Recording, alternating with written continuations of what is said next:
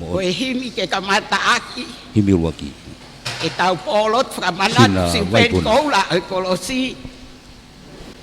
Fakamisiteli.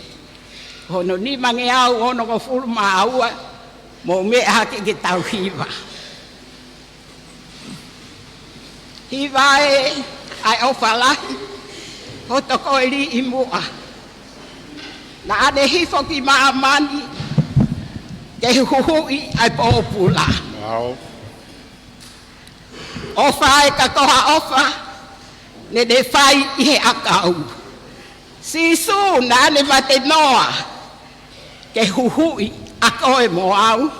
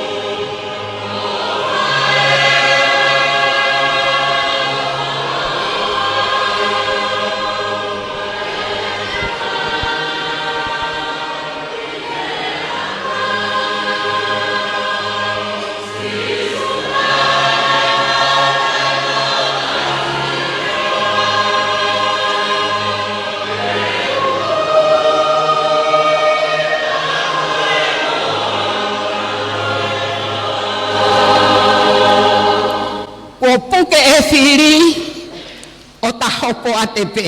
Malo. Pia.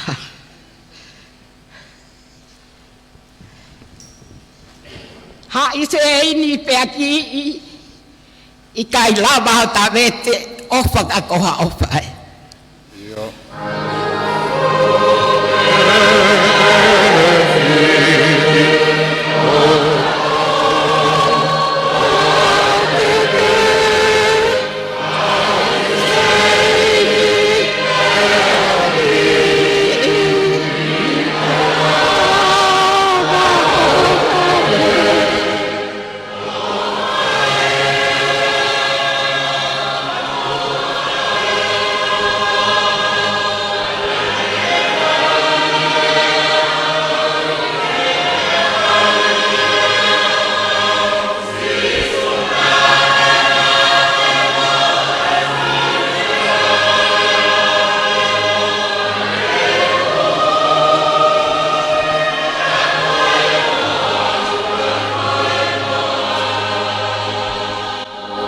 Wo more ai tofi a ko ta api e lani. Ia. Toi whakatau e ia o ne ofa aki mai, ofa ka koha ofa.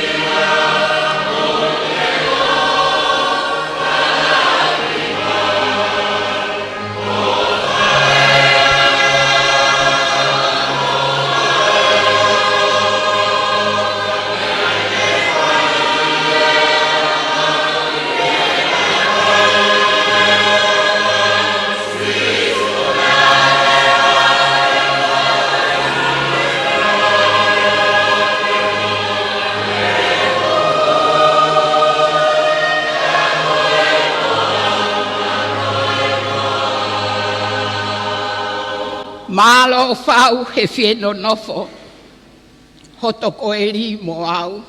Malo. Whakatupu o toloto, ngahi mea rerei mo tau. Ofa ka koha ofa, nene whai he akau. Sisu nane mate noa, ke huhui a koe mo au.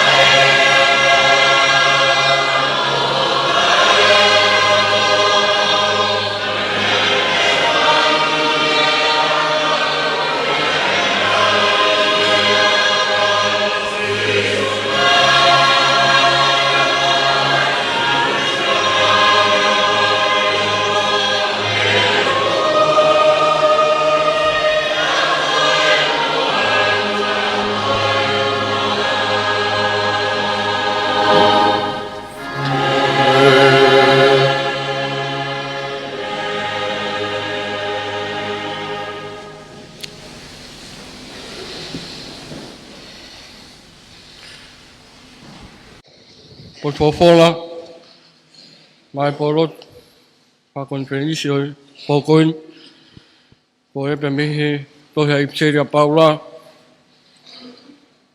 Hono Korinto, Hongo Fulmatolu o Wahe, ko matalau me hono nima o Wesi, o tu ke hongo fulu. Kua Korinto, Wahe tahatolu, Wesi nima ki hongo fulu, ai au pe hono lau. Le sonia me polpola, le Wesi lotui. Mau sivi mua ki mau tolu. Peo mau lotu mo oni. Eke wha mo oni mea te mau tolu. Io, na au kui kai te mau ngona, ai ia te mau tolu, a sisu kalaisi. Ka nā koe kau tae ha wha mo oni ki mau tolu. Ka aku te pehe, te mau ilo o kui kai koe kau tae ha wha mo oni, a ki mau tolu. Kau mau huke o tua ke oua au pito, ke mau whai hakovi. O i kai te mau loto, ke hā e mau mooni. Ka ke whai lelei, e ki mau tolu. Ka mau nofo o hange, o i kai ha mau wha mooni. He kui kai te mau mālohi ke whai ha mea ke totonu. Ka ke kauhaki ai totonu. Seuke, koe mau toki e whiae, i ha mau vai, ka mau mālohi. Pea koe mea koe ni, o mau lotua. Io, aho mau toi, mā opo lelei. Kono uhingaia, o kou tohi pehe ai. Kei mama o, te ria, nā ku whai, māsila, e he pia te mau tolu, e ngau e aki, o ku pure. Aia, nā e tuku e ki kia te au. Ke whai aki, halanga haki, o i kai, haholoki hifu. Amen. Ko e le sonia ne lawatia e whewekau se Wesi lotui. Ko e lotu. Tau lotu. Tuta lewa lolohea. Tua māsi. Ko e awhiona ko e tolu taha i o tua. Ko e tamai, alo, mo e lau maari e maoni oni. Ko tua ta ngata e awhiona. Ko tua au ki kai wheriuri waki. Pea au ke tato pe i he mamani o mau iai. Mau whiwhia ke kau whata mo haa karistiane. Ka maa e tahine kuini i he pōkoeni. Ke whakafeta'i ai ngau e maong onga e a whiona po ke whai maatonga. O ke whak mai ai e mea o whafungani koeni. Ke mau inasi ai i ho mau kuonga. Mau tui ka pau nai kai ai a whiona. I kai au pito a mau tolu e pōni. Kau mau kau whakatape ko e pōenia o e whakafeta'i. Whakafeta'i o ofa. Whakafeta'i e mea ofa ko ke tōku mai. Ke mau kau hono kātoa ngai e pōkoini pia moe ahon ka kato. Ai Kolosi, Fakamisiteli, nā ke whaki mai ke api ko Pulela'a. Pia mau inasi hono koloa mo hono tāpu ake. Mau whakawhetai atu ko uhi, ko uha ko tō ke whunga e whanua. O maui ui ai e whanua. Pea hoko e Kolosi ko ni, ko tāha mea ke ne whakamaui ui ai ki mau tolu whakalau maari e. Ke mau o ngoi ai mahu inga ke te mau tolu ai Kolosin. Mōni pēne Fakamisiteli, whiu a mamani, no whakamamaloi e ngahi uinga. A hono fōtunga, pea mo hono uhinga ko mau inasi ai Tonga, i he koloa koeni. Maino ko koloa na o mai me i tāniti, ke inasi ai kakai ho whanua. Pea au kui ai pe hono ngahi tala noa, mo hono lesoni ke te mau tolu, i he wike koeni. E mau whakatonga, ko otuahu misteri ne mea kotoa pe. Pea au whakaofo ne mea kotoa pe. Mau ila pēo kui ai pēo mau ngataanga. Ka koe awhiona koe ope atu. Pea au ki kai lava he tangata kene maku pusi. Ai mea au koe whina ngalo ki ai i o mau kuonga. Pō koe neo tua mau whakawhetai atu. I toi lava ke haerea ki mau tolu i he pōni e tahine kuini ke mau kau whata. Ka ko uhi ko hono mau inga o i koloani. O ki kai ke ai ha whakapiko piko. Pea kai ke aloto si. E tūpē ke mau kau whatahi o no alofi. Mo no hiki tue mo mamama. Ai koloa ko mau tai maari ai.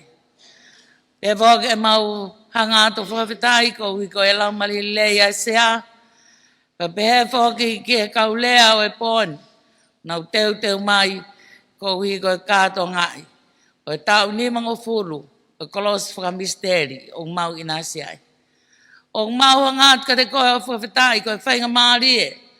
O e ngai kau hiwa o e pōkoe. Mau ilo tua ko si kau waha mai me ngai motu. Ko e whie kau he lau mo lau he kau. O whawhetai ai o tua. I e nau loto lahi. Ke nau kau mai. E iai e tai me kai te mau kau i hono century kau mau kau i hono kato ngai no tau ni mangofuru. Mau tala noa ke mau whanau mo mau hako. Na mau inasi he koloani, piang mau whawhetai atu. Mau loto huwhi hau ke whai e whakalangilangi o tua.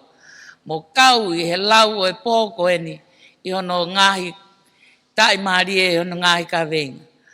Tua au mau hangaat ka te koe, pai tāpikina mai sea, ka pehe ka te mau tolu hono kotoa. Mau hieni ke whai hono katoa ngai o mea whawhungani ai awhiona. Tua au mau huwhi hatu, e nau tō kotoa pēa e kauhiwa e pōkoeni, patawangi ke nau mau haleo lelei, haleo ke tala ke ongongo lelei o e awhiona. Mau momoi atu eike e mau mo ui kotoa pēa ke awhiona, ke mea ngā ue aki ne ongo e mau tae tau. Whakato mai e o tua, ha mea kui kai ke kakato. Da ke whakau a ngahi mea o toton ke mau ausia. Da ke tāpua ki mo whakamonu ia mai. Ai katoa ngani. Kore kotoa ngahi mea ni a sisu kalais pē koho alo ka koho mau whakamuui. Amen.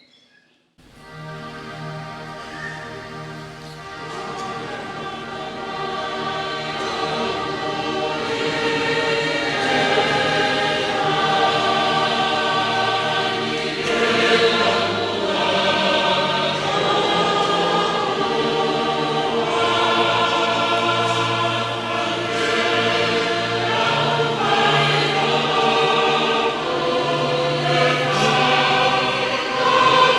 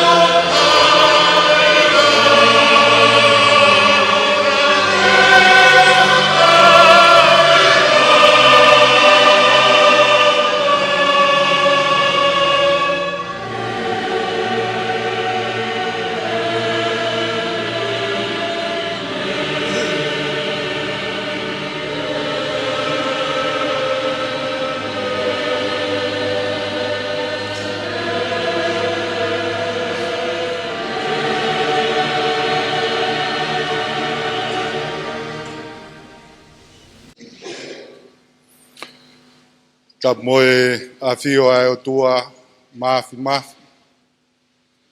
O kune a fio heni I o tau lotonga. Ta pia moe potu top tapun. Falelotu Fakamanatu o Siaosi Tupou luaki. Koe tui o Tonga. Ta pia moe Kolosi Fakalava.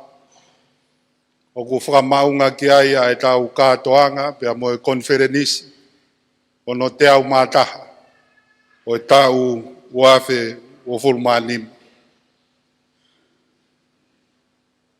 Ta whoki e kovana e vai whanua, ta pat kia hou eki, o hamata apure.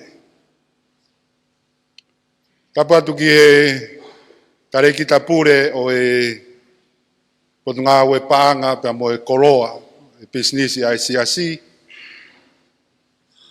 Pehe ke mo tolu kotoa kau whaifkau pure, o ngahi wāhenga. Pehe ke kau tau whanua, mo tolu mo mea mai, ke tau kau ngā kau whataha. Te mo ngahi wāhenga ngā ue. O fie whakatapu make he whoki ki he whaifkau pure, e vai whanua tonga tapu, pe he ki he tare kita, o e pon ngā ue whawhine, o ki he whoki pia mo e Haa'api o e tare kita pure, o e paangaka ko e tokoni tare kita ia pon ngā ue. Wa whanua Tonga.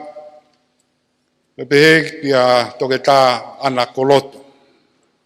Ko e tau kaulea ia. E whai a hono whahinohino pia mo hono pā mo toloaki. E ngahi mo ni mea. E tau lotu, pia mo e tau whanonga, pia mo e tau mo'ui. Pia tau whaampe, e tau whanonga I e whiawhi koeni. Lawe mai e lau maari e hange koe lotu. Ko ka mata ake e tau polokalama. Ke tataki tau tō. Tapu atu e kau hiva. Kau whai hiva, kau pule hiva. Kau mautolu, o whai a e whanonga mai, ngai vai hala keke. Kau maututa lelei mai I e whiawhini. Kau kau whakafeta'i. E tu mua ke tarangata hei whakatapu, kai ata ke whakakato ai polokalama, o ku tau kamatani. Koe lotu e, ko whanofo le rei ki tau tolu. E ngāi whatongia o e ahoni. Ko ia nā tau whanonga mai ai ke vai whanua. Ko e ahoni. Au tau whakakato he whiawhini. Ai pokalama whakalau maari e ko ia. Ko hi ke whakatoka maari e. Ai tau whanonga. Konifelenisi te au mātaha. Tau whanonga ia. Ai wahai tau. Ke tau hoko atu ke Konifelenisi. Te au mau. Ko whi mau peke a haivi. Ko iwi ko ia, ko iwi o lau maari maa on. Ko ia pēa ko ne kei tataki ki tau tolu. E teke ne kei whatoka maari e pēa hala whanonga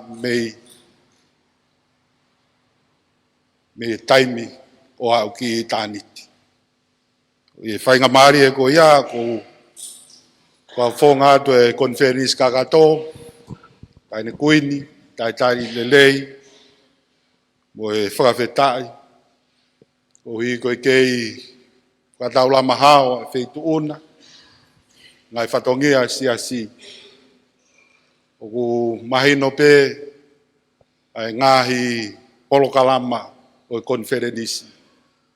Ako o kei mau taimi mo e whainga maari e whakakoloa ai pōlotu o e whiawhini. Rai FAKAMALO honga ia moa. Tai lelei wheitona, e whoke e kovana, Ka mo tolu kotoa, kau whaifkau, mo tolu, mo lava mai, ke tau kakato, ai pokalama mahuinga o e fiafini. Ke kau rea, ke kai te uto e fu whakamatara lo atu, te a teknau tolu, o mo mea i pe. Ka te nau toki whakakato atu pe, ai ngahi whakamatala whikawaki mo ki nau tolu. Ko tau pokalama i e pōni, ange pe ko ia ko mo mea ki ai, ko tau Pōlotu Fakamanatu o e Siupeli Koula, o e Kolosi Fakamisiteli. Ko Kolosi o gulea pe ia te ia pe. Ka koe tau Pōlotu Fakamanatu i he pōni. Koe tau whakauhinga, ka moe tau Fakamanatu, ai mahu inga o e Fakamisiteli ai Kolosi. Hono pokala ma o ko kore whakamore atu. Iai pe whangaki li liu, o ko kore whakamore atu. Iai pe whangaki li liu, ko hi ke whakakato pe ki kau hiva, o nau whanonga mai pe mo ki nau tolu, na nau whakaamu pe, e ai ha whainga maarie mo ki nau tolu e Konifelenisi. Ko ia ko hi he tokolahi pe tau kau lea, o whaambe ke ki o hi ke kau katoa pe, ai ngā hiva ko teu mai. Wata mo ia ko kore whakamore atu, ko tō taha koe na e tō tonu ke ne tataki ai tau katoanga Pōlotu i e pōni, e tō whakahoko mai pe whainga tāmaki, i e mō menit whakaosi. Ko fotu atu i moani i he pōni, ko e whetongi lavea. Ko ia ka anga whewhe, whakatau kei, te whakahoko atu ki mō tolu, i he whawhini, nau teu mai au ke whanongo lea pe. Eka ke amanaki au, te tataki atu, a e tau Pōlotu. Ko ia ko e polokalama e peheni a Hono whotunga, ko e hiri pe a e whahoha ko e ni, o kore atu ki he kauhiva wahenga Pangai, e mō kamata ki mō tolu. Lava ia e tukurewa ki e tarekita pot ngawe a whawhine, whaiwhekau mere maringa mausia, ke ne whakahoko a e taurea uluaki. Pea ko kore atu ke hiva koe a holopeka, e mō kātaki o hoko mai pe ai. Pea hiri ko ia, te tau whanorewa ki he rea whikaua, ki a Luisa Mano Fetoa, kau ia e kau tokon tarekita, ngai pot ngau e Pulela'a. Ko ne hiri ko ia, kore atu ke umai mua ki fo hiva ia, ai wahe lulunga, wahe momua, o hio kunau, nei kore peke nau ki whakakato mai ai rewa, ai tau polokalama, ko amanaki pe kuhua hau mo ki fo hiva, o tō mai e pōni. Lava ko ia pe ai hoko mai rewa ai rea whikatolu, whaifkau pure vai whanua Tatafu, ai ako whaifkau po Ouau Pōlotu, o kore rewa ke koe ki kau hiva e dia, na nau whanonga mai pe o amanaki pe e a whainga maari. Koe tau tupu me vai whanua Tatafu, kore atu ke mou whakato mai hiva ko ia, te tau whanonga rewa ki e rea hoko, ia toke tā ana alofa ia koloto, mou mea ipe, ia tau hoko atu ki he hiva, ai wahe lulunga mua mua, e tau toki whakaakato rewa, ai tau kaulea e he pureako, o e korisi maire fihi mo sirik tapu, whaiwhikau sentimita uhila. Pea koe ne kakato ia e tau kaulea, pea koe kau hiva ai Pangai, te nau toki whama au pōpō rewa, ai tau Pōlotu. Lava koe ia, pa te toki whakato rewa, whatongia o sea, pea te tau toki whaosi. Koe ia, taine kuini, pe ke kovana, koe anga e tau whanonga e pōni, pa kou tui pena e lava pe o maua ki mālo lo whiunga, e whiawhini, ka tau whanonga lele i pe. I whainga maari e koen te tau whanonga ai ke kaurea koen i e pōni, e kai ke to e whoki mai. Tau mau e ki whainga maari e koen, te tau whanonga tonu, pia tek nau tonu. Oia, kaurea, tala monu atu, o whapeke tāpu e kina e pek mo tolu e eiki, atu a iwi pia mo e mālohi, ke whakato aki, ho mo whatongi ai e pōni. Oia, upehe ai i rea taetari, kamata e tau Pōlotu, tuku atu e wahenga Pangai, e mo tataki mai tau hiwa kamata, pe tau whanonga ai, mālo. Ko e se aia o e Ouau ki he Pōlotu Fakamanatu, Siupeli, Koula, o e Kolosi Fakamisiteli, ko whapekau Samuela Mantisa Whanua, mo e hanga ko e tuku ko ia e kauhiwa, ma kaulea ko ia e whiwhini. Ko e kauhiwa uaki, ko e hiwalahia e wahe Pangai, ko e nau whahiwa ko aisea vea.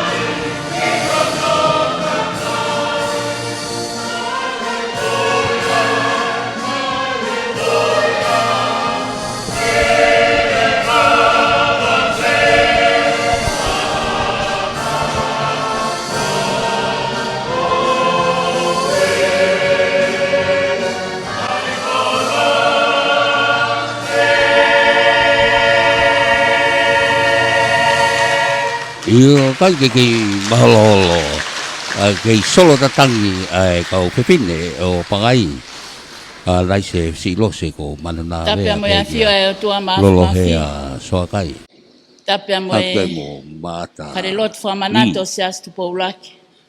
Tapi atu taine kuini sea e katoanga ko fatulo watu ka hufanga he talaka fakatapka kato e lotu pia mo e fonua ko ke ao faki kamatanga e katoanga fiefiana e ko wana o e wahenga Haa'api. Mai no pe pasi e matanga ko ia e fiefia toka yo katoanga sea pia ko famonu ia tu ku fiefia ko fakafokfa e mea ko toa pe he kune ome fakafokfa malo Pangai e hiva lai pe mea ko fiefia he kilea ko ni ko fiefia pe ko alo e tau ke tau motua ka te ale tau e ke te fa Anga'ofa e mo Malakai ka pana mo ki malolo atu e te sayang ko lele mai e fiafini ka hiva holo peka ko bakaya tu pe ku na imui te unga Kula pa fufo iwaha kon ke ka hiva Pangai hange ku ne talano mai u te yai a hanga make he ya mi holo peka ki Pangai kolotoa ke ki unu mai Pakai ke fai fekawa Otumotu tau ki he pakai ke fofonga ka tangata me Otumotu hange ku kai ke na fie hiva tari lotu sea ko famalo iawe halalulunga ko piange ki fai fikau malo lo tau he kawa ko fefine ko mea pe na ulata I Haa'api he ni ka alu ki hafahinga kuata pe ko ka tanga ki halalulunga ko mea ko hiva tau atai na hafahinga hiva pe malo halalulunga mo mau ye keles pe to ta angaua e tau fafango ko ta nga fia ke to e foki mai ki a feitu na e to koni o ta whaka ingo ai ki bakani si pe ko mawhana ia hoku lau maari e katoanga e poni ko e katoanga a Hono Pōlotu e fia ko e tauni mangofulu o e Kolosi ha Fakamisiteli ka nge pesea ko whakatau ke o ke whai ko whea Otumotu mo e nausi kakau mai halalulunga mo ngahi Otumotu e nau whakatahata ke nau wa mai pia ko pehe te ufuaki atoa e taimi ke oange ke tuoua pe tu otolu malo e lava mai kau whakataha mo Pangai ka uma ahalo peka mo kau folau to Tupou ka ai hafafufonga e lea ko whakoloa aki ai fine motua whai whatongia he potungawe a whafinea e tahine kuini ka ko whakotua atu pe ku ki kaweinga ku ne whakamawhanai o kulau mali e ngahi polo kalama e Konifelenisi Fakamanatu o e fia e tau ni mangofulu o e Kolosi ha Fakamisiteli ko e ku kaweinga lea ke u ofa I hoku ki Kolosi ke u ofa I hoku ki Kolosi pe poupou ki ai e punake ni mangiau mafitu ves Hono fa ka iai hataha o ku fieha pe ane amanake e iai ha potungau e tene ma kawa I hono fia kawa I hono mamahi ia sea hoku ki Kolosi o toka I hoku lau maari pe a go fataki he hala whanonga e kumbo ui he mahu inga o hange ko ngahi to folofola en afio malanga whaka eiki ngahi lea maali e mo mea tahine kuini hono katoanga I o e Kolosi ha Fakamisiteli o kei misiteli pe ki hoku lau maali pe au kei uhinga whakai au pe a hoku ki Kolosi ki hoku loto pe a koe tala loto pe ia eiki toko ni mai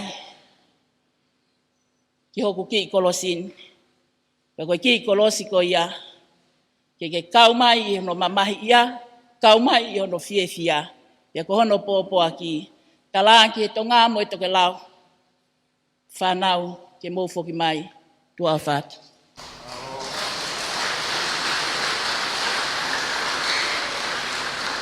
lea ula ki ia ko e tare ki taia ai ponga whawhine ko wewekau mele maringa mausia e hoka tulewa ke hiwa honoa hiwa na holopeka kolo na tona lomu a holopeka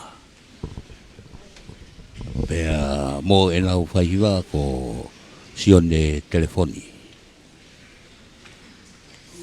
ko e polokalamaia o au ki Pōlotu Fakamanatu Siupeli Koula ia Kolosi Fakamisiteli me Falelotu Fakamanatu sa Tupou ki me Pangai Haa'api mo e walfit mo inima FM Facebook Broadcom FM Broadcasting Teunga Kula kote Kula hekes Kula Kohi vaya a holopeka.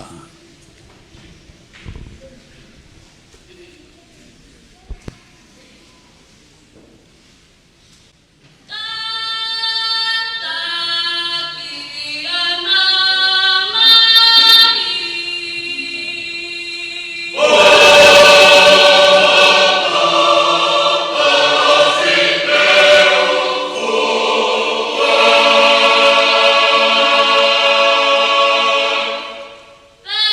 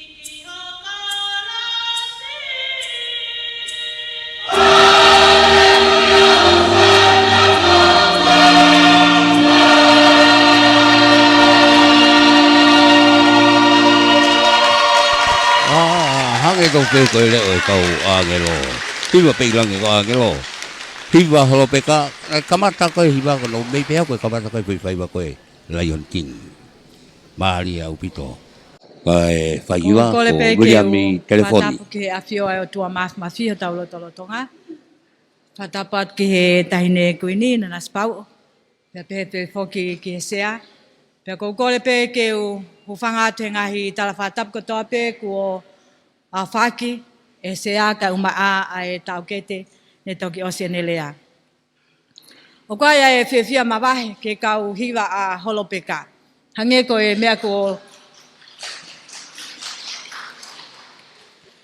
lave kia sea pe te mau o mai o whanongo hiwa pe te mau o mai o lea ka ko hapai ai peia pe a koe pone o koe fia makehe a kuia ko hi ko kote kula pe a mo kote kula ai ku kau hiwa pe a ko fia lahi au pito ko tui ko o tua ia i he poni ia te tau tolu hange ko e whakatau kei ko whai e sea ko e poni ko e tau tala noa pe he mahuinga o e Kolosi pe a mo tau au sia a e tau a whakahistoria ko eni pe ko tui ko tau tolu na tau i heni talu ai kamata Konifelenisi pe pe ke fu'aho fakoloa ko eni ko aho eni o Kolosi pe na tau whanongoa ai malanga whakakoloa o ahoni ka umaa ai tō koloa tahine kuini pe pe ki he whae whakalau maarie tok tamiliana puloka ka umaa ana siri wakauta pe ko e hawani o ko ngoi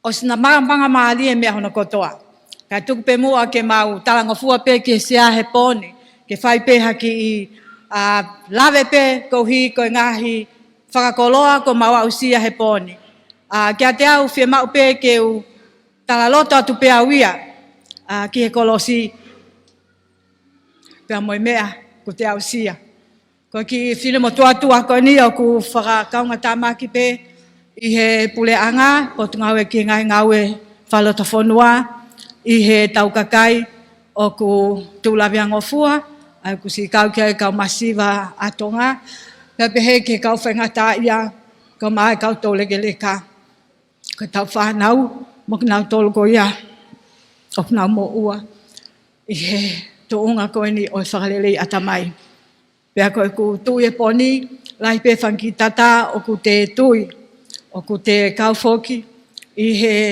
tataki ai whioi anga whakarisiane ai kau ngaue o Tonga ko i Kolosi kia te au ko si suia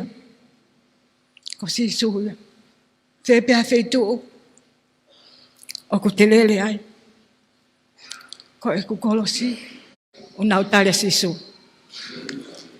ko e Kolosi ia ka te kmautol ko pone o ku Fakamanatu mai ka te au a ki le soni ko luke vai valu pe ko vesi tolu hiva ku ne omi alea ko ni foki pe ki ho fale pe whakamatala ki ngai fu mea ko fai e o tua maau o tau tui tau kau mai ke whatahaanga koe ni lahi au pita ngai koloa ko tau mau he poni ke tau foki moia o whamatala ke o tau ngai loto fale ko e ngai mahina ko situ atu na lele a te whinemontu ani pe mo e minista ako pe ko tā noa i he hoa koe ni koe mahu inga ai whanau ngai whae pe mo ngai tamai pe nai whaia i he minista ako ai lea koe ni ke whakatahaanga koe ni i haa moa koe whatawhata maa whana pe mo e kaliloa a Tonga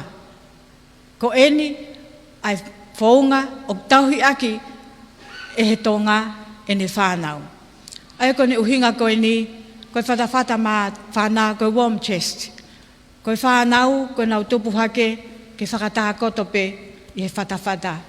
Pea koe uma, ni maloloa, o tamai mo e whae o tuku atu. Whatakoto kia e whanau, pea tala kia te kinau tolu, ako naki kia te kinau tolu. Ai ngahi mea koe ke whai, mo ngahi mea koe o tatonu ke ikai ke whai. Pea ko tui, koe tahia ngai whakaukau, o ku omi he Kolosi, ai tuku atu, ai ni mau tamai mo e whae, ke whanau, ke nau lava mai. O whai ai, ai talatalai whale. Whai ai e tau ako naki, he aho pea moi po. ai mea toton ke whai, pia mo mea ki kai ke toton ke whai. Tau toksi tua he sāpate, tā noa māli e, ai whamo ui ai e sisu, ai tangata koe koe nei āwea. Pa whakaofa kia te au, ai hau koe koe a sisu, o whetau laki pa mo kakai koe no ke lasa. Pia whakalolo maia, kia te au he talanoa e Kolosi, kia whahinga kakai, o sia hono whakamo'ui, ai tangata nei Uesiliana e te volo, pia koleang e koloia, tala mai koe kolo katoa, koleang ki nau tolka sisu, ke alu me honau kolo, koe hunga he nai puke ki nau tolia he mana wahe. Pa ko ngoi pe hapai, ua mo na au ka hatu unga, koe Kolosi, koeni, o ki tua pe. Pia kou tui ok mahu inga ke ua tuku i tua, ua tuku hufanga i whakatapu he kele ai ki loto, ai Kolosi. Mahu inga au pitoia, ke una whai ange ki tau hanga i tau tolo kore ange, ki he eiki, hiki atu koe, he mau mana wahe. Kai Fakafeta'i, ko wako ai mea fo au au pito ia sisu. Ko sisu, ko tangata hanga whaka eiki. He was and he still is a gentleman. Si heka peke he waka, tala mai ka si foki. Alu, pia moina gawa ko. Kai Fakafeta'i, hange ko ki i whekau oi pōni, foki pe ki ho api, whamatala, ai fumea ko whahe o tua maau. Ko tangata koe na whakamo'ui koe, e sisu, ko tangata na Uesiliana e te volo. Ko leangia ka sisu, ke na whanonga pe mua. Pea talanga i sisu i kai. Te ke whoki koe ki ho api, whakamatala, a ngai fumea ko tope, na whaihe o tua maau.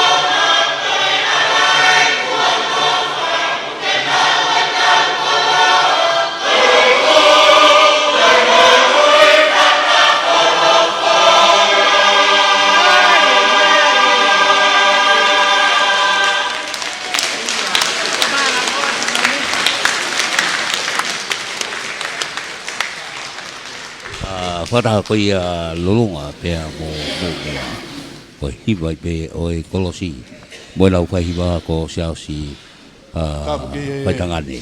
Api o tua i tau roto Tonga. Tapu atu taine Queen. Tapu ke pare tapu ko whakauapa ki a Siaosi. Tupou laki. Tapu atu sea. Ko kore ke uhu whanga e talo hatapu ko ke kamataakia e katoanga e poni. Ka tā mōku e Pangai e koe ni ke u. Wapoponga e rea i he whikatolu i he poni. Sea ko ki ongo i momoko au pito e pia. Ko tō klawe i beau e ku mai ki Falelotu. Koe kaurea koe kakai whiwhine a tata. Pea kou ki ongo e kuange kou ki momoko. Kane ongo ia sea, kou whawhetai e i. Kou hi, koe urak whainga maari en, ko wahea mo oku e skeitai lahi. Ki whaia waho haarea i ha Konifelenisi. Kou whiwhi ai. Kou hi koe whakakoloa ko pai. Omia e vahe, pia ko whakakaukau pe ko hae uhinga hono o mai ai waho haarea koe ni kia te au e skeitari. Pia wakai ki hoku hinga wai mui o hai ai tongata. Pia mahino kia te au ko au koe whakapofo ngai ai bahe ponua tongatapu.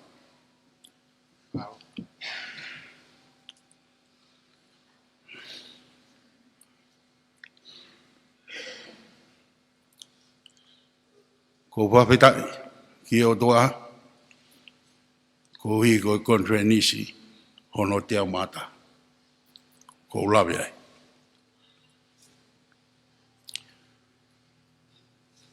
Pea ko Konifelenisi whaingata ai. Mau i he tepire ilo ane api. Mo e aho atu. Habiri, uha, mau whamalu Wesleyan teniti. Pea kamata ke mokosia e mokosia. Pea tanga, kou fia lahi e Konifelenisi koni.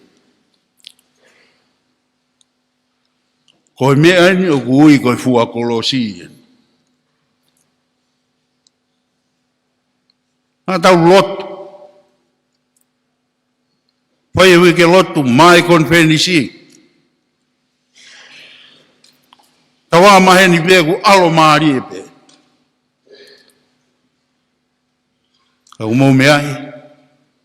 Koe Konifelenisi e nia e Fakamanatu. Koe tau ni mga fulu o Kolosi Fakamisiteli. Pia ku tau pia ke he koe Kolosi koe whaingata te tau fōu ai. O hange pe koe whaingata na e fōu ai ho tau eiki.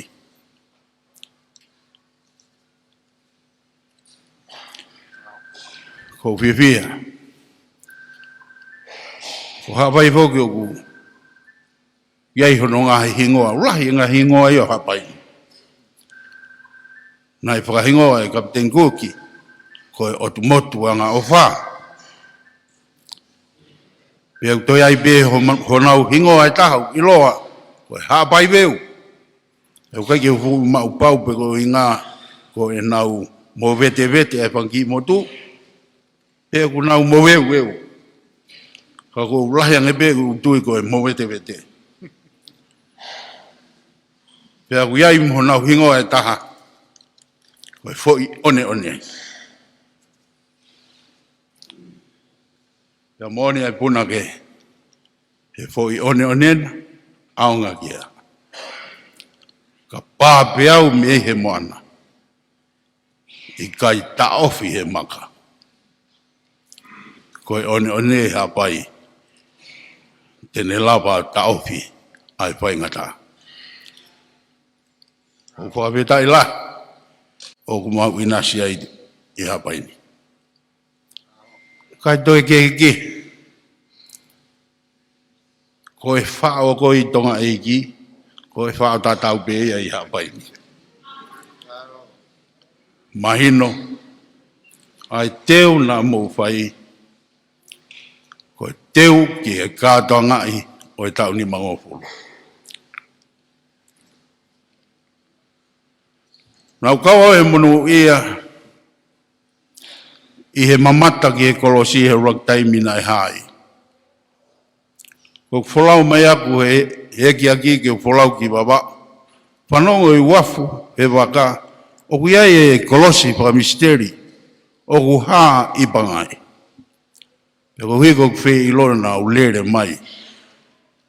Turi mai peke o mamata ki he Kolosi na wholau e waka. E hao wakai ki he Kolosi ko no tuanga pe o ku iai.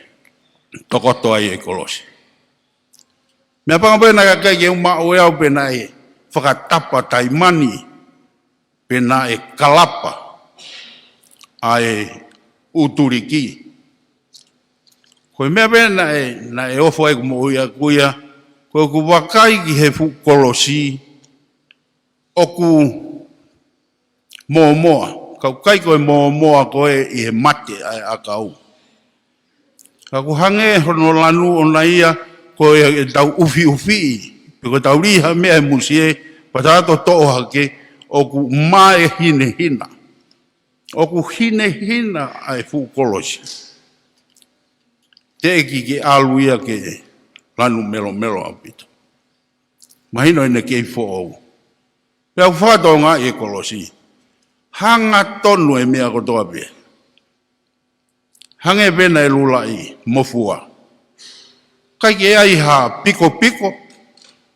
Koe foi Kolosi moni pegu tokoto. Kai ke koe fia ia aku.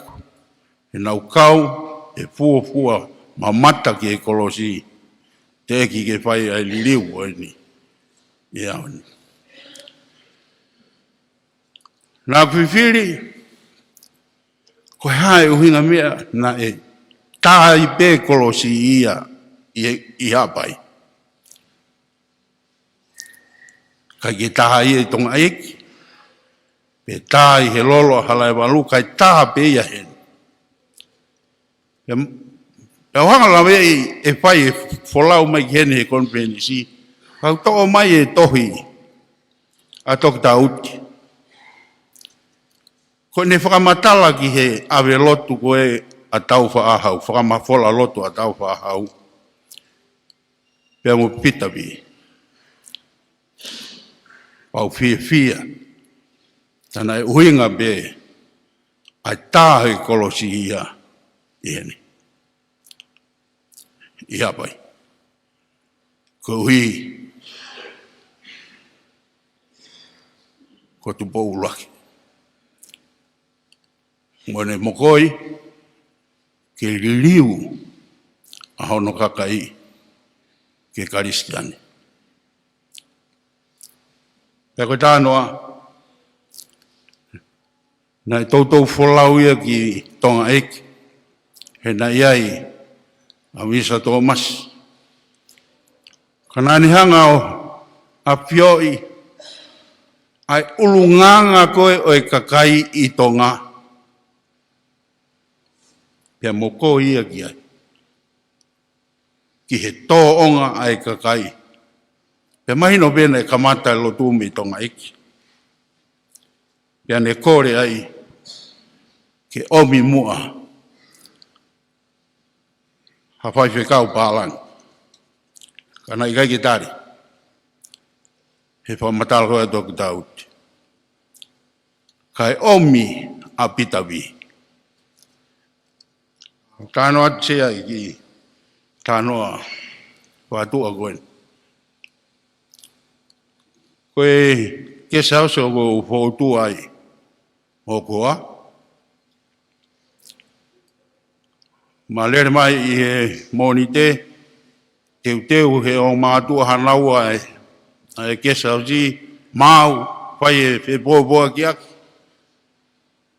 pia na huki toa o ware aku hu mai whewhinei hu mai e moi fu tāgo o pitabi o whakatū he loto whare ko mai ai hange ko kulere haki e tae ori ia he kulofo i he whare he fu tā kai whakamau pēha kuloto i he e kulau ai historia koe tangata. Koe tangata na e sivi ai e Tupou ulat ai o tua ke tauhiki ai ho tauki whono. Ho matala koe a tok tau tiena osi baptaisoi i Tonga. Ia kamata ia ke ngāu e moiongo whaiwhekau i he hiki o i fuakapō'o. Pea omi ki Haa'api. Pea koe uhinga ia hono siwi. Ki whakapapau i e tau whaahau. Ai o tua e lotu ki ai ho tau pono. Au mau mea i be tānoa. Nei whakatata i e tau whanau hene ane nai. Nei kai ke te ia ia he hika. Pea whakapapau ia i e tau whaahau. Ta koe o tua e tau hiki ai pono. Ko pita vi na e fua Kolosi. Ko e fua Kolosi ko e fua ki mo ui.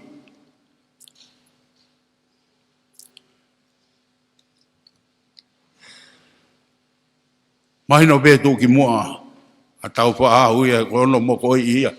Ki hono whanua ke lotu. Ka kou Fakafeta'i, kou hiri, kou tokataha koe. Nai tokoni ki a tau whaahau. Pea tala maina na takai horo. Whaka auhe ngahi whare hi te ni. Tau pepe koe Falelotu ia e taula te bolo. Nai lahi ia i he otu Haa'api. Pe whamatala tō taut, nana toe wholau atu ki wawau. O toi whai mea tatau i wawau. Kia whinau tō a pas. Ki whakaauha. Ngahi o tua tamapua. Tāna ki mai pe whikau. Kia whinau tō pasi. Ki rea ki ai. Ka kumou mooni. Pea mō hola. Ke hola koe fu potu i a kaumu e potu i maka. He ka pāi kai ki mō hola, te u tutu mōtoro. Pena i tutu. Pea hoko atu, ngō e whakaauha ai ngahi whare lo a kau. Taula te wolo. I wawau. Hange o ku ki lere hake. E ku meheka. Ka koe, ko Haa'api na nau whakalotu i a wawau kau kohu pe au. He tō ai o wha, o wawau. Ta ko Haa'api. Nai mawhola me ai lotu pakarisani. Haa'api. Ko whawhawhonga ai atu ai wahe whonua. Mau mui mai he hau e whonua ka matahine kuini. Mo taundahi paisteni mo sike tai lahi mo e wahe whonua. Ka noa koe ki he fua Kolosi koe nei whai e sisu, ngahi Siupeli. Na ia e tangata ai na e tuuni ke tokoni ki a sisu. Hono fua e Kolosi. Ko tangata mi sailini ko Simon. E ko wana. Ko mau heni pa Simon. Ke tokoni atu. Ke wahe ponua Haa'api. He teu e tau Konifelenisi e tau koni.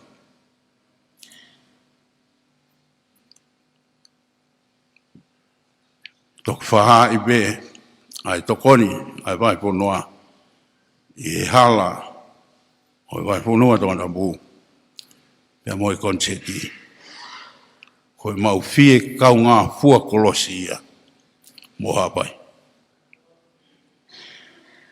Nā whinangaro be tamatu i ia mo tahine kui ni, pia moi pai se ni, mo e vai ponua tōna bū, ke omi ki heni. Neongo pēna mauru. Lawe, te mou fua Kolosi. He mou kaunga tāmaki. Ana mau tuku pē, ke whakahoko, ai mea na mou loto ki ai. Ka mau pou mai pē. He mau inga. Ai Konifelenisi e tau koe. Mau ofa lahi a tau pitu. Alo tāmaki, kai alo tāmaki e teu ia ko mōwhai. Ia mahino ai, koe Kolosi, o tokoto ia i Haa'api. Mō mauiwi, mau kiresi, ke whai ai whatongia koe. Neongo ho mō kaunga tāmaki, pia neongo e whaingata. Mo fai fia be. Ya wifo ai mau I te pire. E u fai he mawhana. Moi fia. Neongo e kaunga tāmaki. Au tāmonu at be. E whakaosi o e kātoa. Tau whakaosi fia. E kai ke lau ai ngahi whaingata. Kau e mau ki hiwa, koe ki hiwa maari, ne unga e mau piri ke o mai. Ka mea maari e ka ke lawa mai ku kau hiwa. He nai mi mai kau hiwa koe ni, he ki hiwa na e. Maa koe mea pe me eki, ke nau maroro e pe I Tonga. Ka ke nau lawa mai, koe hiwe koe whainga taa, o e waka. Ka ko opalahi atau pita ku mo tolmo e patawang pe, Haa'api, ke whakakakato o tau patonga. Koe tari e o e tau wike lotu, ke peheni. Ke whamahino ke te tau tolu Haa'api, mo tonga eki, mo wawaula, ke tau lotu pe. Ka koe toka taha kehe, ke ne whakahoko hono whinangaro. Hono whinangaro e, oua te tau nofo mau, tau mokosia, halo fia, tau whainga tā ia, koe nau ia, o Kolosi. Ofa lahi atau pito, ke mo tolu, Haa'api.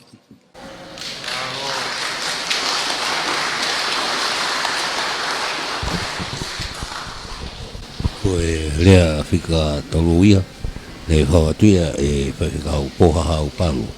Whawhikau pule o wahenga Tatafu. E hoka tulewa ke iwana wha koe tau tupu ai wahe ponua Tatafu. Kau whara pe wahe Tatafu pia mo nau tolu koia mei nusila. O veu mo mea mai aki mo tolu koia mei nusila. Koe whalawan nau mau peha mo ilelei, mau whiawhia nau lata nau tolu I Haa'api. Don't worry, pi Haa'api.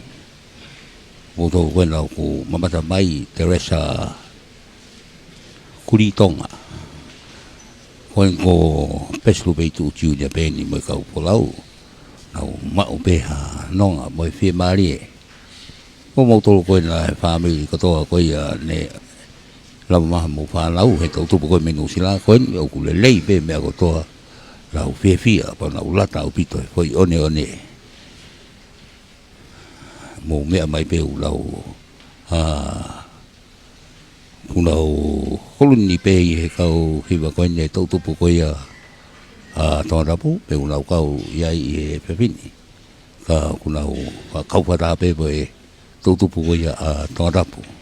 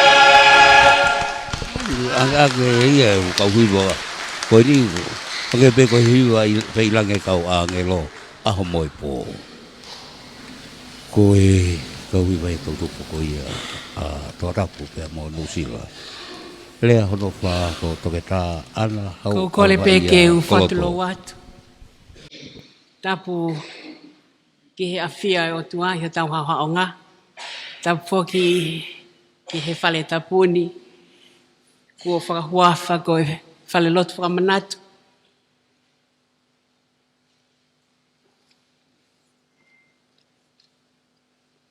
Ko tui o Tonga,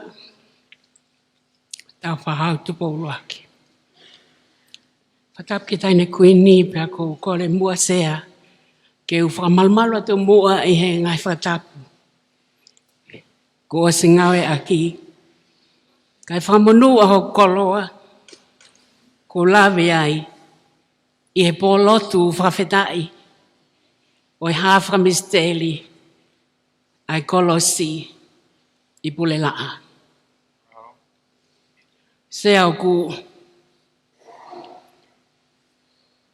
ki o ngoi mawhana. Mawhana pe he whainga maali e. Nai kai te lawe lawe i loa. Te ukau i ai. Nai mahino pe hono ui e Konifelenisi ki Haa'api ni. Pia osi mahino ke te au ia ho mau whonga. Ko pau peke whai e wholau mai ke Konifelenisi. Ko wholau ia ko e tokoni ke ngauhi e te pile. Au mau tau ke te. Ko Siaosi tau singa. Ki pukotala.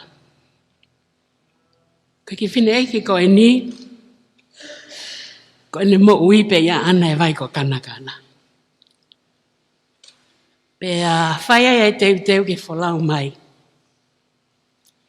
Kai ke ua manaki au teu lawe ha whainga maali e lea.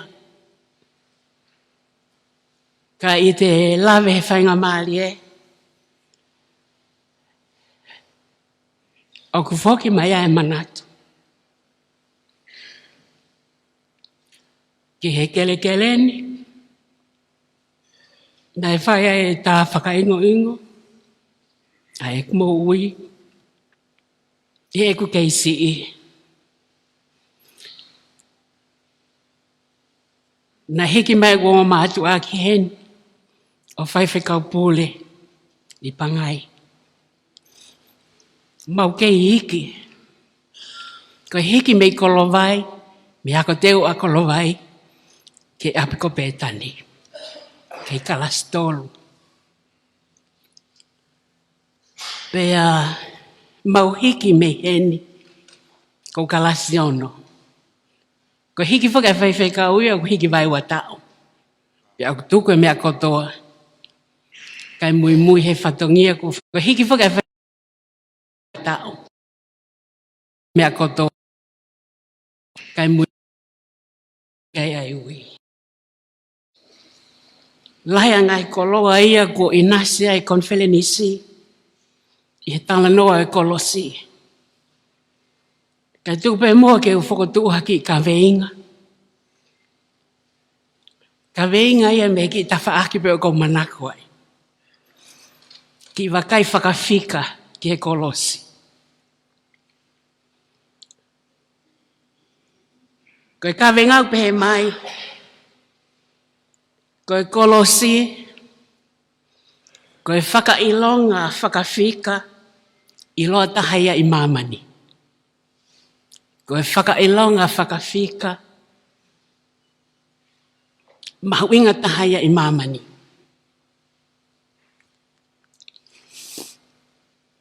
Nā kuako pe i pētani. I he whaiako pule ko pauka mea tiwete. Ai nā kastolu kaswha kalasnima kalasiono i heni. Ko manatu e whaiako kalasnima ko te vita kawa wholao. Pia mo ofa hena anau nofu katoa pe i tau whaahau. Ko kuhala ki he ako o ko kuhala tu uspe i pilo levu o Kolosi atuai ki he ako. Pia mau whoki fia mai ai pe. Lahe angai koloa. na aku ma'u i heni. Ko wakaiat ke sea, ko tui pe sea, na tau tupu ke pe taim tatau. Ko ngā mātua ai sea, o tau kātua ngā whawheta'i. Ko Pulela'a ko ia e kolisi pilo levu. Ko pensi manu whanua mo le seri. Pako tala no he kakai, ko nau pekia te whaahingai. Ko kakai o Pangai he aho ko ia ko manatui. Ko e se tuata lahi. Ko lupeni. Pea mo siu. Ko se tuata fale. Ko Simone Hotini.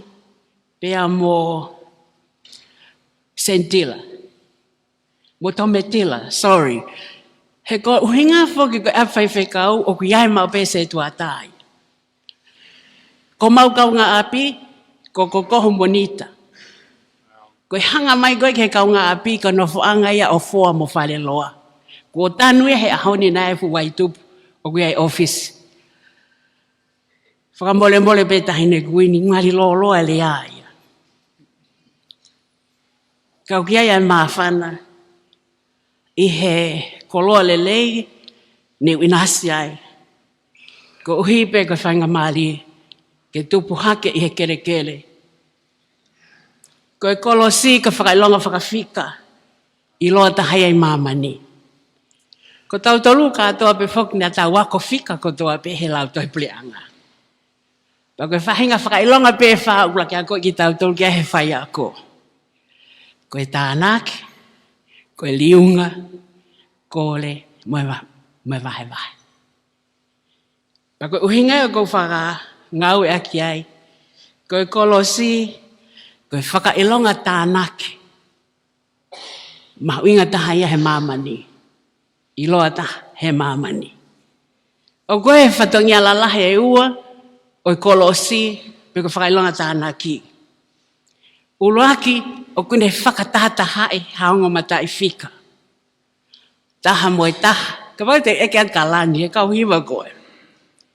Taha moe taha o whihalani. O kua. Hanga e tānaki. O whakataha e taha. Moe taha. Ke ua. Whiawhia lahi au he liliu e polo kalama. He ko uhi o kune hanga tānaki mai. Whai he Kolosi Hono tānaki mai kaulea o e whiawhini. Tapa ke hewe whai whikau pule. Ko tānaki mai. Ko Luisa Manuel Fetoa tānaki mai. Ko e kauhiwa whakau whaofa e whiawhini. Ko tānaki mai. Ko whakailonga e Kolosi. Ko whatongia e whakailonga tānaki ke ne hanga o whakalahi, ke whakatupu, ke whakamo'ui, ke whakatupu le kina. Mahino e tānaki i alani. Talo e mahino a Konifelenisi, ko tui ko e ngai mea tau mamata he ahoni, tau te whito pe ke tali, ko e ola e Kolosi, ko e ola e tānaki. Tānaki te ki i wheke, ko ki i ka maasima, o whai e tā tānaki, hoko e aho e tali, whaka ofa e te epile. He ko uhina e ngā ue Kolosi, e whakailonga tānaki, ke ne whai hono whakalahi, mo whakatupule kina. O whalaia ke te ki moutou kau hiwa o Haa'api. He tānaki ko mou whai.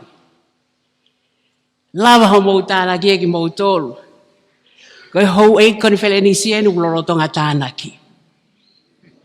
Mau he te pile ilo e Konifelenisi.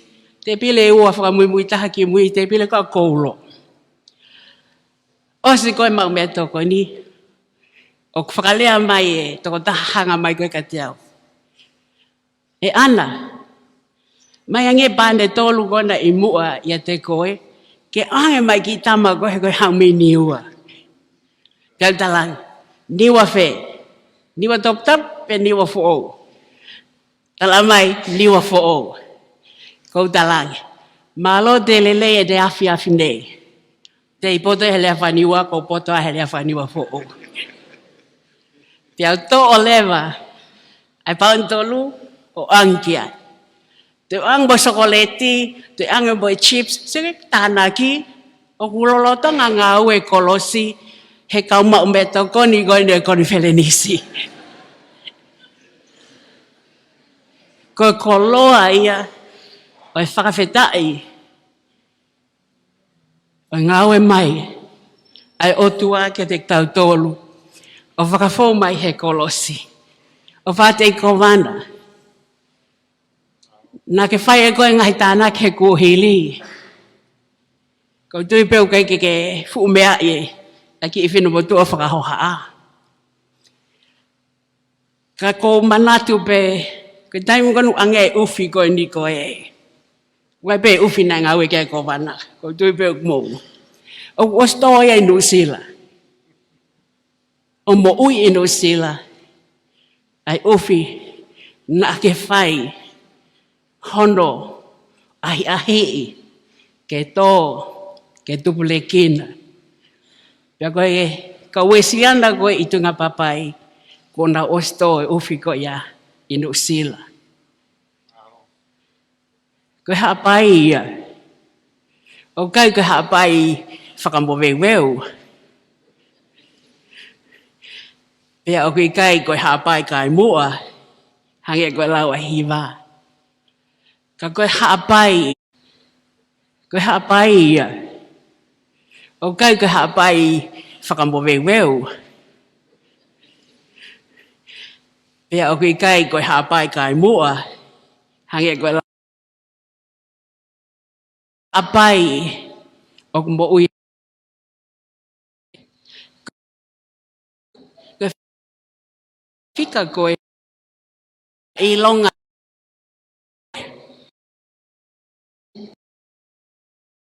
Anga'ofa. Ai mahu inga o matai whika. Ka paku ha matai whika, ta wanga peke matai whika. Noa taha ua tolu whanima, aloai ki he te ao. O kui whakawhika ia ka ngahi matai whika, whakainatula. O kia peha no mahu inga, whakafoi whika. Foi tui e tolu, kono mahu inga koe tolu. Hambe au whaa. Matai ika masi mai nima, ko matai ika masi mai pe ai nima. Kakapau lewa e tuu ai whakailonga Kolosi pe koe plus sign I muha matai whika. O kune hanga o whakapapau'i ai mahu inga whakamatai whika. Ai matai whika ko ia. Kakapau lewa te ke to'o mai ai minus sign pe koe whakailonga kole. O tu I mua matai whika. O kune hanga ia o to o mahu inga. O matai whika ko ia. Ko ia koa sea. Saiba ko whaia ko whika indi o noho pe I hoku tua. A whai whikau koe nane Falelotu. Ko whaia ko whika ia he form 1. Ko ina ne ako iau ki he. Plus sign we, negative sign. A whai whikau tu ta lewa lolohea. Koe whea ko whika ia he form 1 koe ko riskun salote. Ka kune hanga o whakapapau I whakamatai whika. Ai mahu inga o matai whika ko ia. Tau omi lewa ia ke he Kolosi, wa tau mo'ui. Whakapapau I maupe. O kutu'u ai Kolosi I mua ia te koe. O kune hanga o whakapapau I ho mahu inga I awhia mai ai o tua. O fuaki mai ki tau tolu he o tua ki mamani. Ke tau hoko he ngai ahoni o tali ai Kolosi. Pia lawai ki tau tau kaunga ea mo kalais. Ko tau mahu inga ia. Ke tau lava ke tau hanga hake. Apa tamai e. Ke whaose ki ilea. Ia ngahi ilo lalahe na Mawahe mo ia me hene ta uhiwa. Ula ki pe, lau poto he lau whakamea I hene. Ia se ini, o whewhine kano lupeni pa mo siu. Kau whalau te whasapa te ia. Pea ome whainga maalie ke lau e himi koe malanga pongi. Pako manatu I lelei he aho ko ia, a himi ni ma whawhitu. O kutuu I he tohi a whakamatala, ki he nofo a sisu I hen. Ene lau ai tamaiki ko ene tākanga, whangalami he tahui lelei. Tau mai a, ne mamata ki hono fofonga. O whanongo, ai mea nene lau. Pea au ilo ai fisi ki tua ene ofa, ki ha tamasii, hange ko au. Ke koloe na whalau mo ia me hene. Nā kuongo I ai ofa, akala isi, ia te au koe ki tamasi, pa koe ki tahine. Pa koe tui koe tahine Uesiliana ko toa pe, mai whanau Uesiliana ko toa pe. O nau mau ia he tau ngahe kātanga whamee. Koe whai poto I ngā ue hono ua. Nā kwhok mehe ni, ko poto he kakao. Ko mau kolo whok, a nuku. O ki I loa he kai koe ke poto he kakao. Ka koe taimu kena mau hiki mehe ni o whaiwhekau I nuku. Na mau lailaione mau tohe ko mau tope lava kakao ki he loloto. Taimu kok whai kai mea kai koe nuku. Ko mau tope whanau e whaiwhekau ne poto he kakao ki he loloto. He ko hana uhinga, na e mau ia he whanga Iesi. Ko wakaet ke ki waf koe na mau whaturi hopo ai, o ki mawahe atia me whosoa. Kai ono whakatoa kua loloa e lea, ki mea pe ua, o whalai atka te ki mautoro. Whakaosi aki, whakamato ato ene. Ko kulele me Nusila. Nā ngau e pe I tongane ki tau e fitu, ki tale kita USB Tonga campus. Wafta fitu ko foki ki Nusila. Whakahok whatongia me iai. Tahine kuini.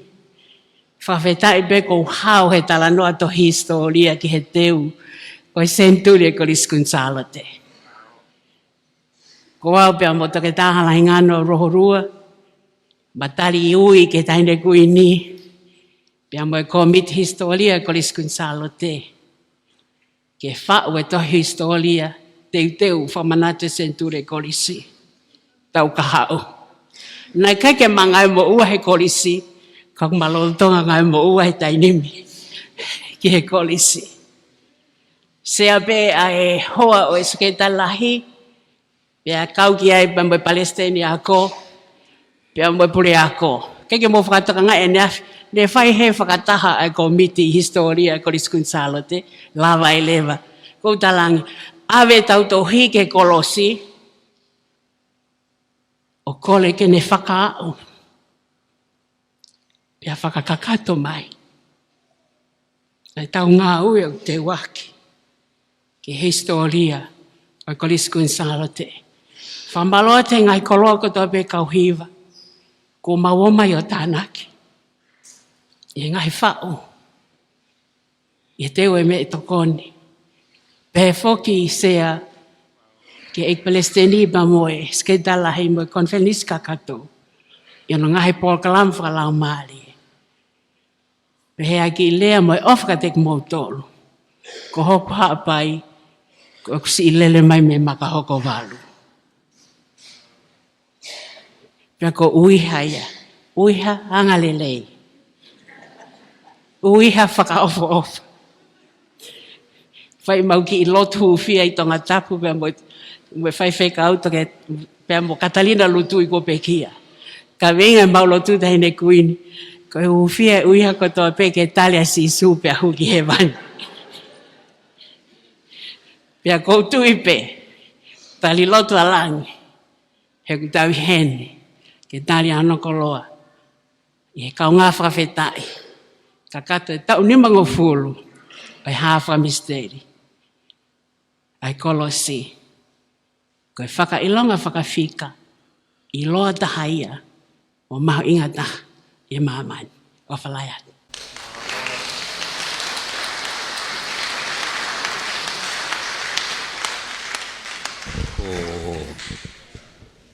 Toira ana hau alofa ia kolotoia.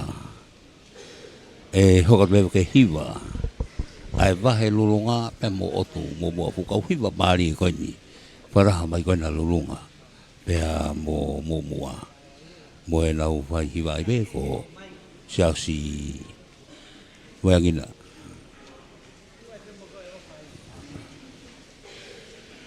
Ko hiwa takola. Ko Siasi whaitangane. Pea hukau hiwa takola heni una po i be mei he sea koi mua au ke sea po mui taha.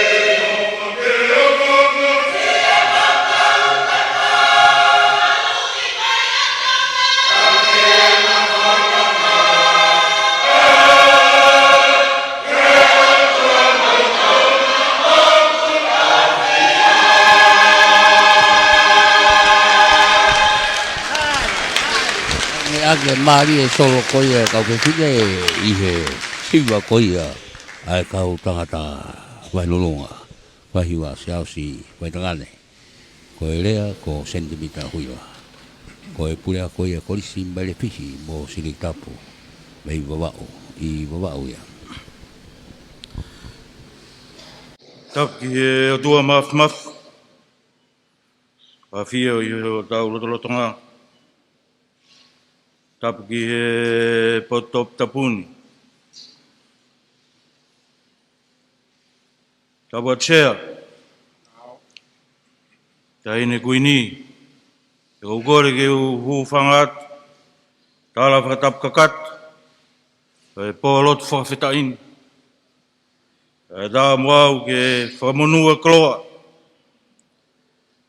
E ngahi kloa tā. Koe taha kai afi. O ku te lawenga munu ai. E Pōlotu Fakafeta'i. O e Kolosi Fakamisiteli. I o e hokosia hono tau nimango fulu.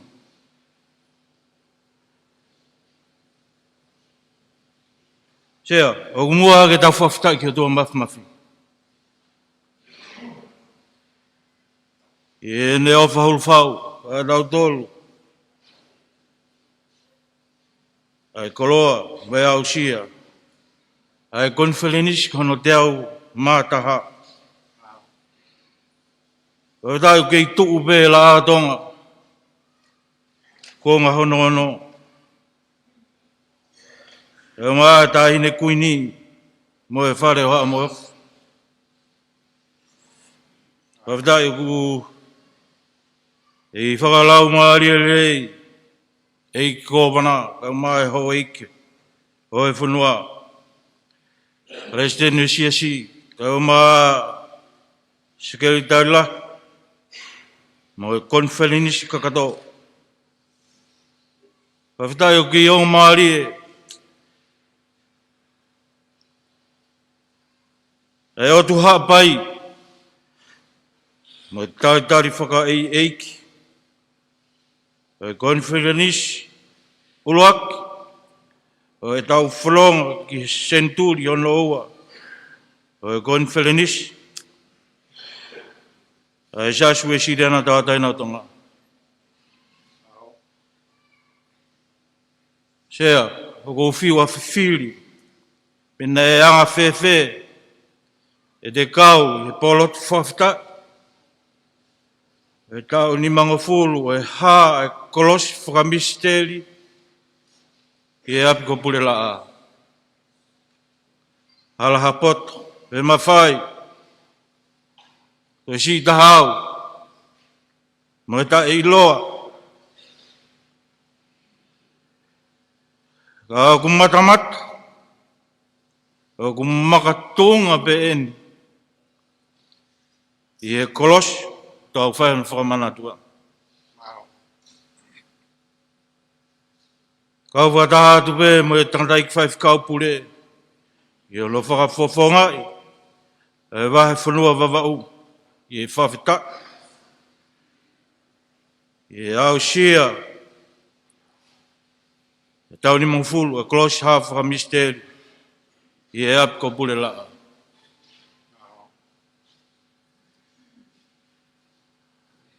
E ki motuani. Ko e uhiki au. E whaifkau ko sione ka lawi te uhila. Nani uluaki, wakai. Pea mamata, ki he Kolosi. I ne haa Fakamisiteli. E tau e ni mango fulu. Uohili. O kei lau lelei pēa e ui tau o malama, sabinaka au hila. Ma e whanga au hiki, e tau nima. O mai le whahopo, e moana, hola, ma o se uhila. Ma e motua o whahoani, langa fungan ki i tāniti, ne si pekia. Mo manu tūwhanga, Nicole. Ko e talano e Kolosi. Hange e koe ngahi toa wholofola. E o maa ngahi whakakoloa. Ta wangona i he aha whakaisolia koe ni. O ku talano e vea te ia. Ka ku mahui ngā sea. E tau whakahanga tonu. E ngahi mau anga tala. E tau ni manoa o tau hanga atu ki ai. Whiwhia lahi e whiwhin. E ku wakai atu ki he sea. A ke whetū takiang i motuani. E ku o mau hangahi whakamatala. O whelave. E mo e Kolosi Fakamisiteli. O tau kātoanga I mo Fakamanatu no tau ni mangfulu. Koi fie mau. E ko wana. Vai whanua hapa.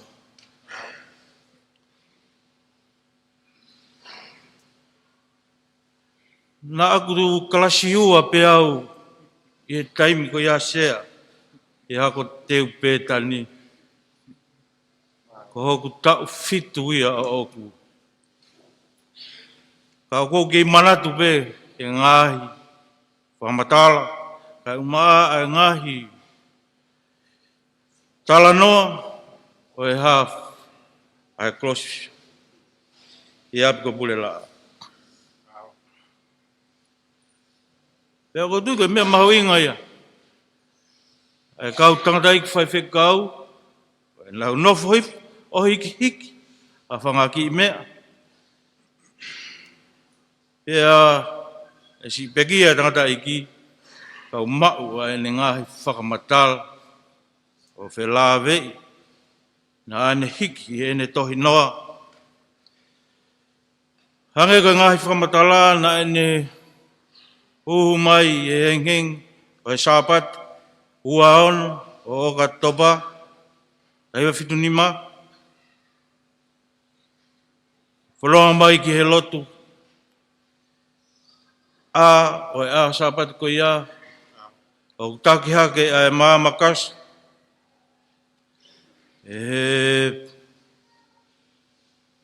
se tuata whare o e a ko ia ko o meka malamala la vei pepe ko ke iai ha tāheni he whaamiri ko ia.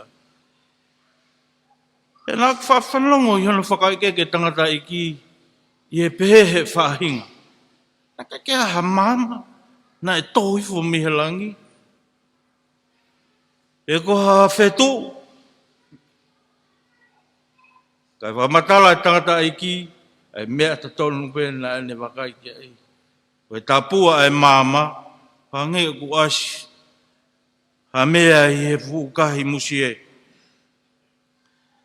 E mahalo pe na ne mauhala na kuhala e ne wakai na koha mama ke. Ai e ne lava mai o wakai ki he. Ki he mera o ko. Ko I misi o ha Kolosi. O ko hange o kuulo. E ku whakapau pōpō uri pe ai pongpong koe ni. E ne rere atu ki he lotu hengi hengi. E tuku ai lotu hengi hengi. E toi whoki mai. Moi mātua koe Kolosi. Ai Kolosi koe ni ku tōtō wha I Pulela'a. E koe ngahi whakamatala katoko ia, ko osi whaki mai, I e sea, e alumia I ke ākai I e Siasi. Ka kuia e ngahi whehu I mahu inga. O ku pupuke hake. I hono whakamatala, I mohono Fakamanatu, o e tau ni mangfulu, o e haa Fakamisiteli a Kolosi I Pulela'a. Koe haa e Kolosi. Koe haa huinga nei haa ai. Ai Kolosi ai Haa'api pe. Ki kai ke haa ai wawa. E ko tonga eiki. E ka toi wahe whanua angu. Ko whai kai whakamatala. Whai whikau pure wahe whanua tonga Tupou. Ka o maa e toke tā. Mo e tare ki tā, masi kau ngā rea o e whewhin. Ko e hānai e taumua. O e hā Fakamisiteli a Kolosi. Ko e hā whikau o kune omi. Ke Konifelenisi mo e whanua ko eni ko Tonga. Ko e hā ene mahu inga mawa. Ke tauhilotu. O tau whai. I Siasi Uesiliana tawataina o Tonga. O kuia inai havisone. O kune whakaamu. Ke a uhi e Siasi. Ngoi whanua, me ngāi whamili. Mai hāfua a ngāi whehui. O ua mai he Kolosi, o tau Fakamanatua, tau e ni mangufuru. He Haa'api ko Pulela'a. Ka pate tau whainga ke tari a ngāi whehuini. Eke he tau au sia. Mo hene aonga ka te ki tau tolu. Whakafo i tui tui. Umaa ngahi whekau. O ko ne puaki mai. Kana aku whanongo pehe ku kei tau fitu. He ngahi whakamatala.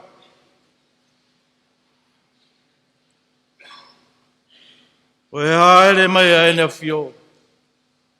Tau whāu Tupou whāu. Ke a whio donu. Ke mea koko he Haa'api ko Pulela'a. E lawa mai tangata i presene e aha ko ia ko toke tā amlaki hawea. O whakahau ke tangata. Pe a kune omi e whekau. O e tau te au e konistutone. Ko e tatake ki whanua koe ni. Ko e Kolosi pe. Na e tataki mai aki. Tau whahau tu uruak. E koe wheitūnu lana. O koe a whio i a whio anga. E toi hoko atu, e tau, o e uangea o e senturi. Konistutone. Mo e ki whanua koe ni. Koe Kolosi pe.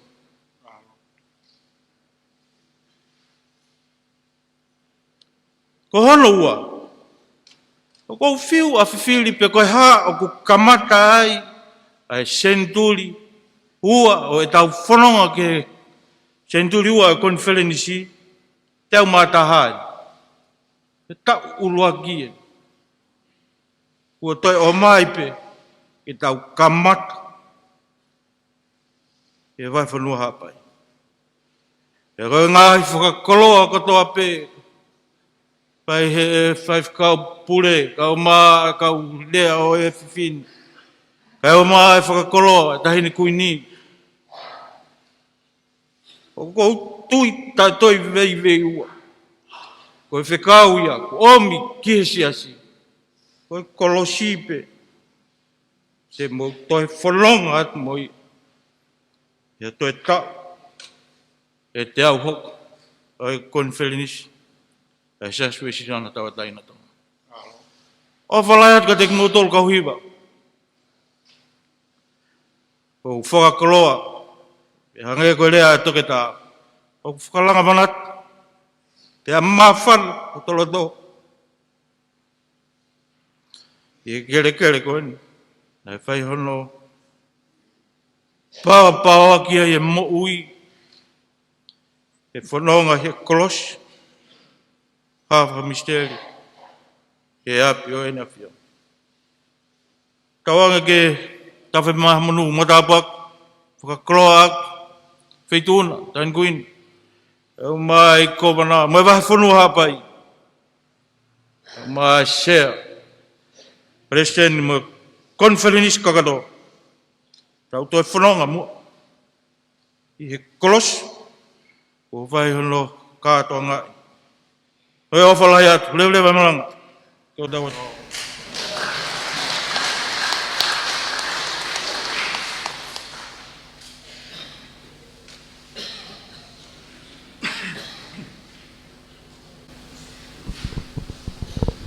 Le whawata e sentimita huila.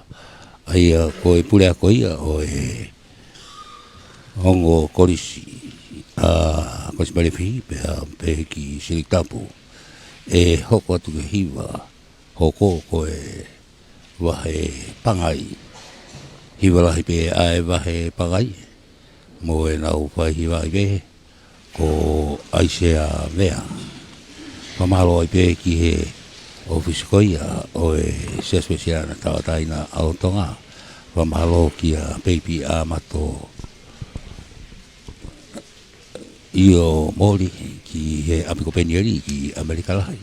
Wamalo kia Oksana Tatafu ki San Francisco, Amerika. ko e Faletohi Otumotu Anga'ofa. Pehe ki e TCCU ko Tomo Poilang and Sons Company Limited.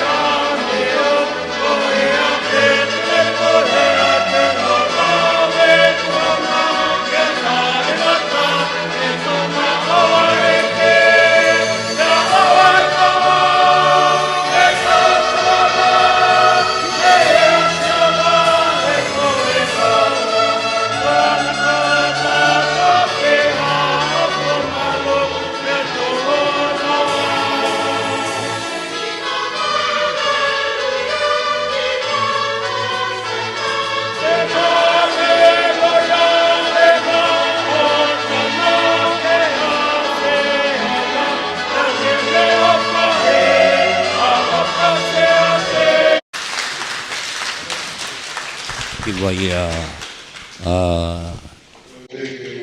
Pangai. Whamalmalo e pe. Ai se mea. E tala whatapu kua moaki. E Ouau Pōlotu Fakafeta'i o e whiawhiri. Ka tā ke whakato e whatongia sea. Whakamaupopo. E whakamalo. Ko tui pe si kauhiwa, kau whafonga, Konifelenisi. Ko tau inasi lelei pe e ngai whakakoloa. Ko tau whanongo ki ai i he pōni. Pea ki nau tōlu koeni, ku nau wahe mai, nau ngahi au sia, nau ngahi māwhana. Pea mui ngahi tala noa e lawe mai ai Kolosi, kia te ki nau tōlu.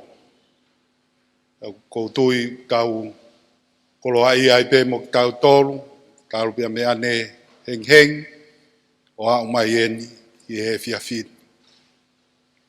Ka kore pe, ka taku whamore kai ke toi lawa o whahatānaki. Ke ngahi whakakoloa koeni, ko tau whanongoa i he whiawhiri. Oku mahu inga maari e pe, ai whukoloa ia koeni o e Kolosi. Pea mono ngahi tala noa. Ko tui te tau whanonga moia, tau e ni mango fulu. Tau whamooni pe e ahon, amsia ki nau tolu na nau mamata tonu i he aho koia. Au toi Fakamanatu mai pega te tau tolu i he ahon, ko hike tau toi whanonga pe pea moia. Pea hange ku whekau aki pe ai ngahi tala noa, pea mo ngahi whotu'u. E tau i heni pe i he ahoni, pea tau kamata ai whanonga ai Konifelenisi, e ato e tau e te au. Ka tau whakasiosio atu ai, ke Fakamanatu e tau e uange au, o e hake ai lotu i e tau who'o. Ko ia kou whiepuke pe whainga maari e koe ni, e whawhonga atu ai Konifelenisi kakato, kau lea, kau whaifatongia, i he pōni, siosina, malo mua o kei kātaki, a ngai whatongia. Kau kau whatahai i he whiawhiri. Pe whoki e whaifkau pure, pe ke whaifkau mālolo, tu talewa. Ka mongi nau tōru kotoa koeni, o kunau whakafonga ai ngahi lea e pōni. Au koa e māwhana ia, i loto, na mo e whakaukau, ange ko e mea ai Puleako Majesty Tupou, na e whai pe ngā ue ai ki komiti ai e kovana, ki o hiko e ngahi mawanga tala o e Kolosi. Ia ko whiawhia pe au ke whakahoko atu hange ko ne mea, na e loto lerei pe whamiri ke o mai e tohi noa, ai whaifekau ke tauhia e Siasi, e a kaivia e Siasi. Ia ko ia ko e toki whainga maari e ia ke ma, ai whakamatala e whaifekau, e ne tohi nima pe a ana. Ia ko ia ko whiawhia. Pamalo atu kauhiwa. O ku si e rea ia ke whakahonga aki ai teu ko mō whai. I ka inga ngata pe i e teu o e Konifelenisi, i e ngahi te pire i lo, ka ko mō to e teu pa mo e ngahi whatongia whakalau maari. Ka koe whakakoloa e ngahi hiwa, o ku whakahoko he pōni, o whakawhonga atu ai whakamalo lahi. Ka moe honga ia moan. O koe whamore at peholo peka, ko hiku ngari pehe ko takiua e kauhiwa koe, ka moe kauhiwa koe. E mo mea i pe ko e whetong lawea koe ko whahoko ko toki whahoko mai pe por kalama, pe au hu lava mai ki lotoni. Ka ko ia nau ki kohi fo pe o kore atu ki he wahe lulunga pe mo ana lava na ki fo hi vai ua apa na e to ki to lahi pe tau kau le ana to e vilo pe ia mo fainga mari kau ke to pe ngai aho o tu e ia pe to fainga mari e ma wongona nga hiva mari ko mo teu e fo ke ki ka hiva ko ni ku lava mai pe me tonga iki i to tupu me va fonwa o to ki fa tonga ke pe ka pa na u lave ia o fai hiva ko nu na o mai mo ya na e tau fia pe na hiva na to o fula hene asi holo ngai fe tu u ko vare to asi pe he ka mahalo fe unha pe ka pau e fainga mario puke atu ai pe ia Haa'api ke no foi e ua to fono ngange ki nuku alofa a kono faka toa ko FAKAMALO la yat la vai fatongi ai poni o tau frai longa ai fononga e Konifelenisi tau e ni mangofulu ha Fakamisiteli Kolosi pe mono talanoa pa fonga pe tai ne queen ai whakakoloa tō haerea ngai whatongi e Konifelenisi o tō lave monu ai whiawhin. O ia tala monu atu ai pe tō ngai whatongia ia pe he ki he tauhi. O ngahi whatongia whonua ia moe lotu whoki. Aro.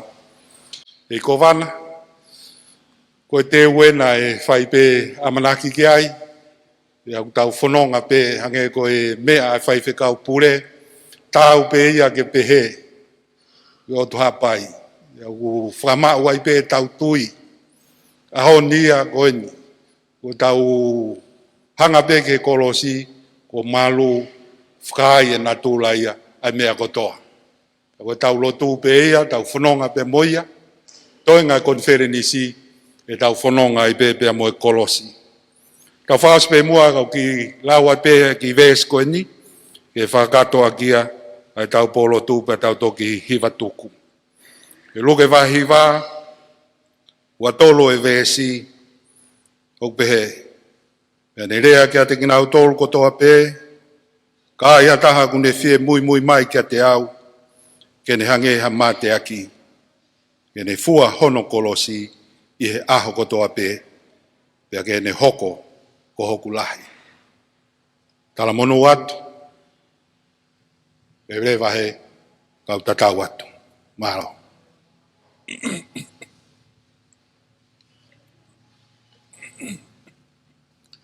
Whawhalahimi e whaose ake tau kātoanga e whiawhini o e nimange au mawha o e himi.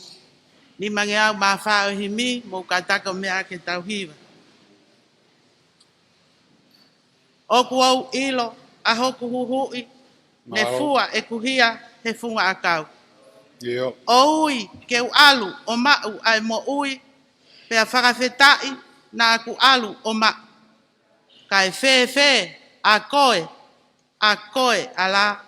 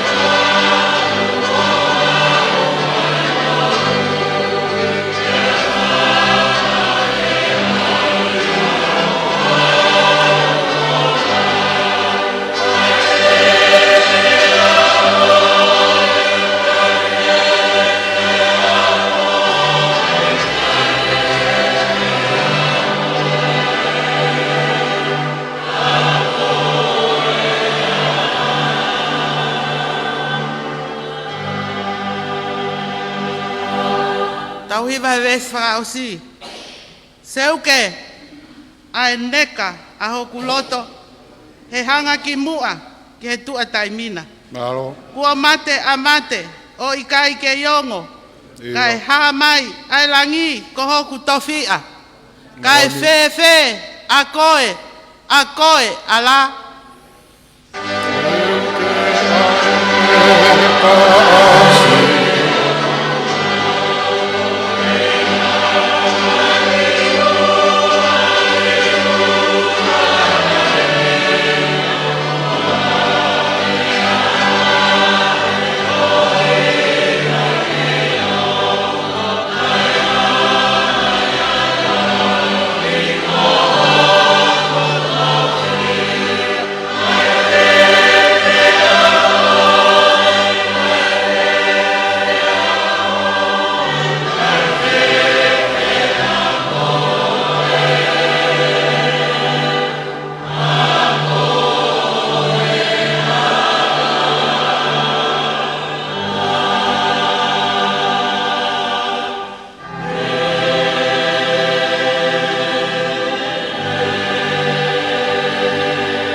Pea koe keresi o tau eiki ko sisu kalaisi.